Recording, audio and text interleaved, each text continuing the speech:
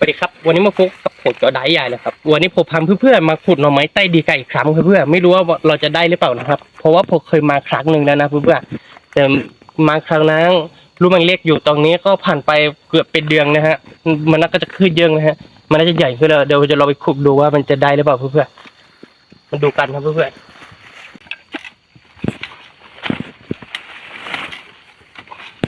โอ้มีรุ่นหนึ่งเพื่อนๆผ่านไปเดือนหนึ่งแล้วเพื่อนๆที่ผมมาปลูกรอบเนื้อผ่านไปก็ประมาณเดือนหนึ่งแล้วลูกยังไม่ใหญ่ขึ้นแหละลูกเล็กเหมือนเดิมเลยดูเพื่อนโอ้โหลูกเล็กมากเลยไหนๆก็มาแล้วก็ผูกผมเก็บจริงเลยก็แล้วกันนะเพื่อนที่ผมมาก็ได้ลูกเล็กแบบนี้แหละอันนี้ก็ได้ลูกเล็กเหมือนเดิมเพื่อนลูกใหญ่ผมไม่ได้เลยลูกเล็กของเรามาแล้วเพื่อนคราวนั้นที่ผมมานี่เวลาเจอนี่ในใต้ดินมันยังมีอยู่นะผมจะลองขุดดูว่ามันมีอยู่หรือเปล่าหรือว่ามันมีแค่ลูกเดียวลูกนี้มันไม่อร่อยนะเพื่อนๆดูถ้ามันเป็นรูปแบบนี้มันไม่อร่อยครับเพื่อนๆที่มันเป็นสีเขียวๆแบบนี้มันไม่อร่อยนะคือรูปมันจะฝาๆมาขมๆครับเพื่อนๆคือลูกนี้เราจะเก็บกินก็ได้หรือว่าจะทิ้งก็ได้ลูกนี้ข้างล่างมันน่าจะมีอยู่ลูกหนึ่งนะเพื่อนๆเดี๋ยวผมจะลองขุดเอาลูกนี้ออกก่อนนะนี่เพื่อนๆลูกนี้มันไม่ค่อยอร่อยนะแต่ผมจะเก็บกินก็แล้วกันในเมื่อผมขุดไปแล้วเราจะลองขุดข้างล่างดูว่ามันมีหรือเปล่านะเพื่อนๆมีอยู่ลูกนึงลูกใหญ่กว่าเมื่อกี้น่ะลูกใหญ่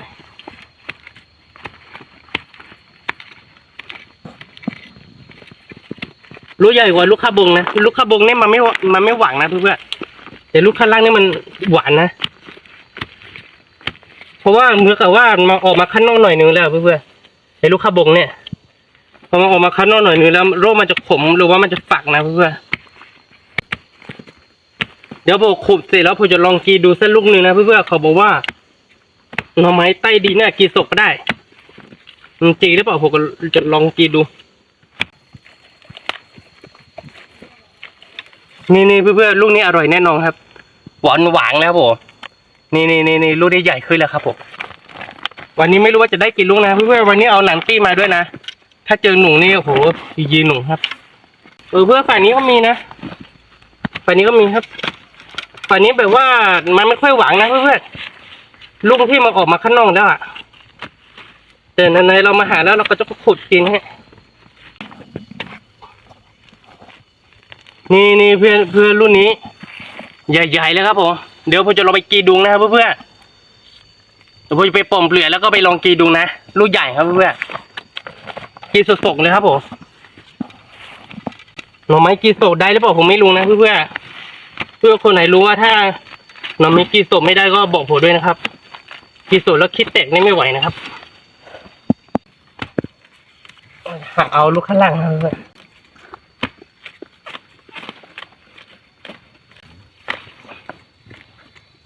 เพื่อนอยากกินหน่อไม้ใต้ดีกันไหมครับโอ้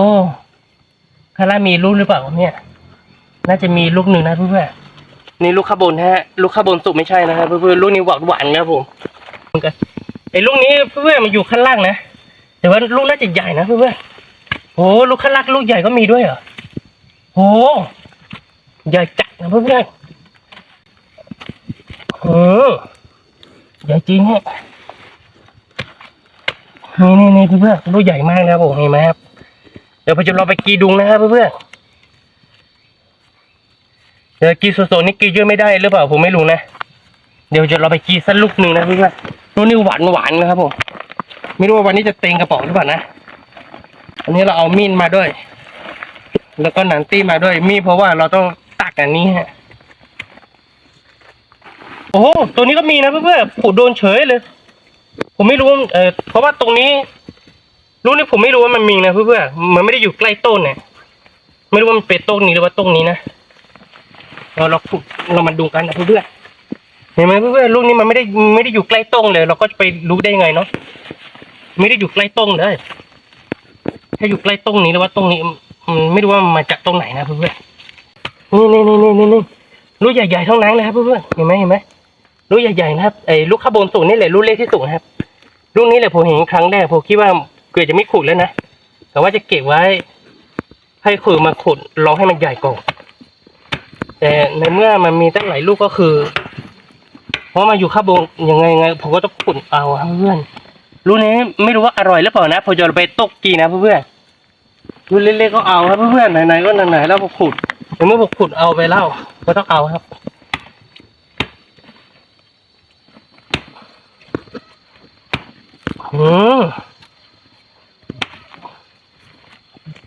งามเลยเพื่อนหมันเลยจ้าลูกใหญ่เพื่อน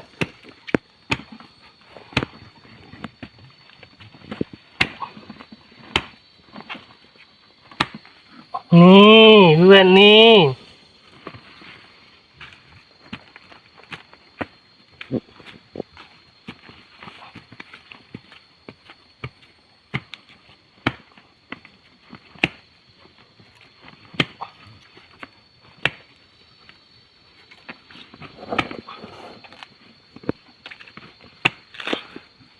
โอ้โห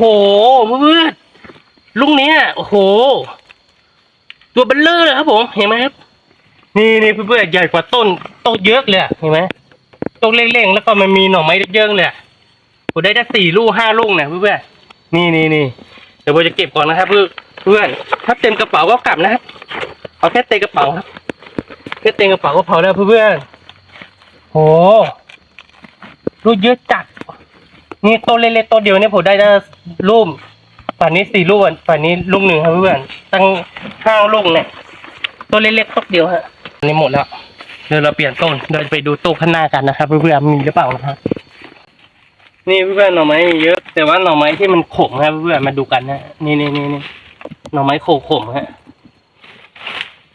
หน่อไม้ที่ไม่อร่อยนะโอ้ป่านนี้ก็มีเยอะนะเพื่อนมันดูกันเนี่ยเดี๋ยวให้ต่างกล้องถ่ายดูนะเพื่อนนี่เพื่อนลูกใหญ่ๆคนใหญ่เลยเพื่อนเดี๋ยวจะขุดให้ดูฮะแต่มันไม่อร่อยนะเพื่อนมันเป็นหน่อไม้ที่มันฝักฮะคือถ้าเราไปต้มคือจะตกนานมากนี่เพื่อนคันลาก็มีนะนี่ลูกใหญ่มากเลย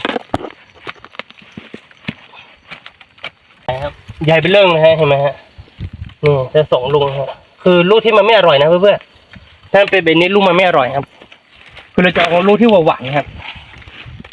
ลูกหวานมันอยู่ฝั่งนู้นเพื่อนเดี๋ยวเราจะไปขุดดูนี่เพื่อนน่าจะใหญ่นะนี่ลูกนี้อร่อยแน่นอนครับเพื่อน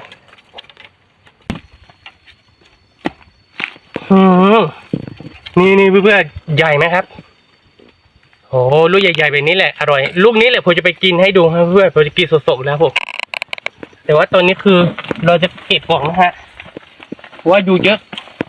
เราจะไปกินที่ร่มๆกันนะครับเพื่อนผมจะไปกินสดๆกันเลยนี่เพื่อนลูกใหญ่ๆเลยครับผมเพราะว่าต้นไม้ไผ่นี้ต้นมันใหญ่หน่อยครับต้นใหญ่ก็คือลูกใหญ่เหมือนกันนะครับเพื่อนถ้าได้เต็มกระเป๋าก็พอแล้ววันนี้ไม่รู้ว่ากระป๋องเนี่ยใส่ได้กี่ลูกนะคราวที่ผมมาหาเนี่ยผมไม่ใช่กระเป๋าใบนี้นะเพื่อนกระเป๋าคนละใบฮะแต่ว่ามันคือเกือบเจอทั้งต้งนะครับเพื่อนนี่ลูกเล็กครับแต่ว่าลูกหวานแล้วครับผมเพื่อนเพราะของเก็บเต็มกระเป๋าก็ตักนะฮะเดี๋ยวผมจะลองกินสักลูกหนึ่งเพื่อนกินสดๆสักลูกหนึ่งลูกข้างล่างยังเหลืออยู่ลูกหนึ่งเพื่อน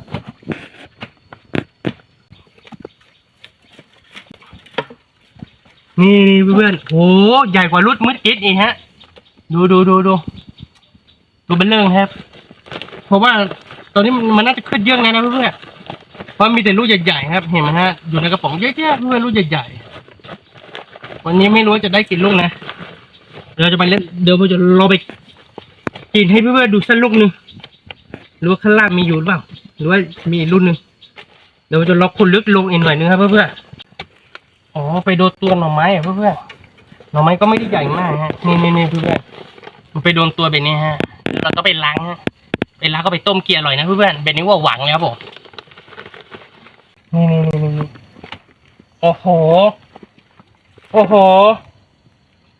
ลูกเล็กๆอ่ะเพื่อนๆลูกเล็กมากเลยลูกนี้เพราะว่าผมขุดเมื่อกี้มาดงหวนฮะถ้าล่างมันน่าจะเหลืออยู่ลูกนึงนะเพื่อนๆเดี๋ยวเราขุดลงฮะ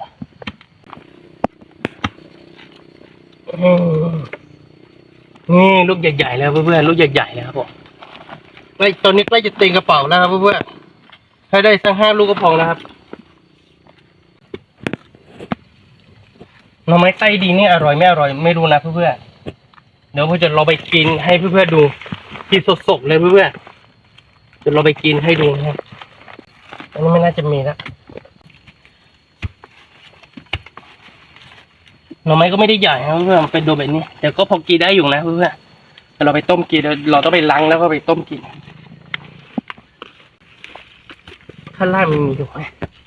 หรือว่ามีแค่ลูกเดียวต้นเล็กแบบนี้น่าจะมีลูกเดียวโอ้เดี๋ยวอ๋อเอาไว้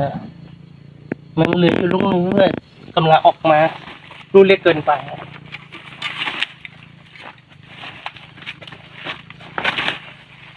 ทางเพื่อนหาแบบว่าโตใหญ่ๆอ่ะมันเป็นกองที่แบบว่ามันเป็นรังใหญ่ๆนี่ถ้ามีหน่อไม้เนี่ยหน่อไม้ใหญ่ครับเพื่อนถ้าเป็นแบบต้นเล็กแบบนี้ถ้ามีก็มันเป็นลูกเล็ก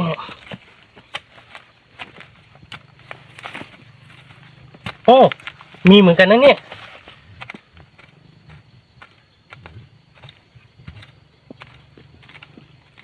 นี่เพื่อนเห็นไหมแต่ว่าลูกมันไม่ได้ใหญ่เพื่อนเพราะมันเป็นต้นเล็ก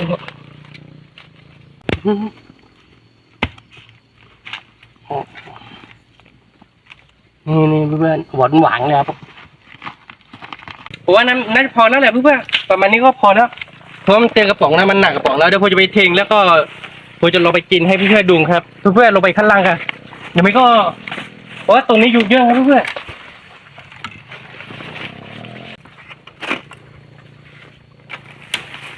นี่เพื่อนผมจะมันเทนให้ดูนะว่าได้เยอะหรือเปล่าวันนี้ก็ผมจะเอาประมาณนี้แหละเพื่อนนี่มาดูกันครับนี่เยอะจัดมันไม่ได้เยอะมากขนาดนั้นเพราะว่ากระป๋องใบเล่งครับเพื่อนกระป๋องไม่ได้ใหญ่มากครับนี่เพื่อนมาดูกันลูกใหญ่มากเลยเห็นไหมครับใหญ่จัดนี่เห็นไหมครับนี่เพื่อนหน่อไม้ลูกใหญ่ๆลูกงามๆนะครับผม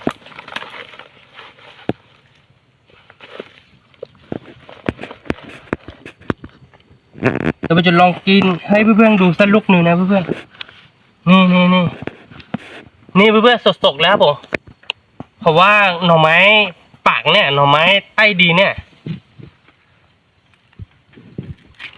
กินสดๆได้นะเพื่อนๆเดี๋ยวผมจะลองกินดูว่ามาอร่อยหรือเปล่านะ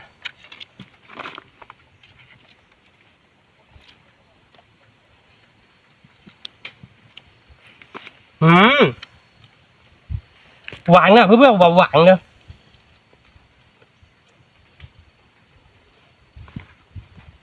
หวานครับ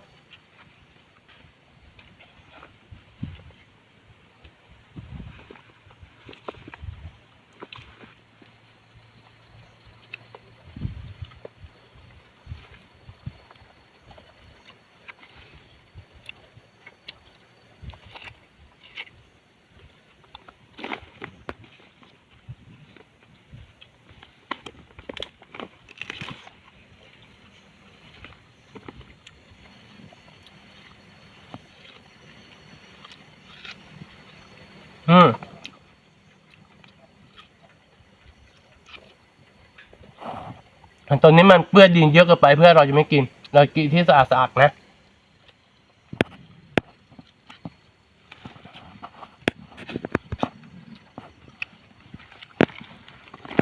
มันอร่อยจริงๆนะเพื่อนๆหน่อไม้ใต้ดินเนี่ยกินสดๆได้ครับแล้วก็หวานเนื้อมาหวานมันกรุบๆครับเพื่อนๆเราดูกันว่าได้เยอะไหมลูกใหญ่ๆกินลูกนะเพื่อนๆนี่ลูกใหญ่ๆเลยครับผมลูกใหญ่ๆลูกงามๆเลยเพื่อนๆนี่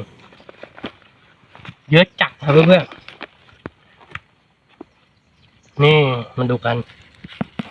แล้วก็ได้เยอะนะ ถ้าไปขายก็โลละ10 บาทนะเพื่อนๆนี่แค่นี้ก็พอกินแล้วเพื่อนๆถ้าให้อีกก็ได้อีกนะช่วงนั้นเป็นช่วงที่มันกำลังออกนะเพื่อนๆเอาล่ะเพื่อนๆผมบอกไว้เลยว่าหน่อไม้ใต้ดินก็กินสดได้นะแต่ว่าถ้าไม่จับเป็นก็คือไม่ต้องกินนะเพื่อนๆแค่ผมบอกให้ดูว่าถ้าวันไหนที่เราเข้าปังแบบว่าหิวเข้ามากๆแล้วก็ลองหลงทางหรือว่ามันเกิดอะไรกับเราก็คือ เราสามารถเอาตัวรอดแล้วก็กินหน่อไม้ใต้ดินเนี่ยสามารถกินสดได้นะเพื่อนๆเดี๋ยวไม่ต้องกินเยอะเกินไปนะเราอาจจะท้องเสียก็ได้ หรือว่ามันอาจจะมีพิษหรือว่าผมก็ไม่รู้นะว่ามันมีพิษหรือเปล่านะผมแค่ลองกินดูว่ามันกินได้หรือไม่ได้มันก็กินได้นะมันก็หวังนะเพื่อนๆเอาละเพื่อนๆสำหรับคลิปนี้ก็คงไม่มีอะไรมากถ้าชอบใจที่ของผมก็อย่าลืมกดไลค์กดติดตามกดแชร์ให้เพื่อนๆดูนะครับเจอกันคลิปหน้าครับเพื่อนๆสวัสดีครับผม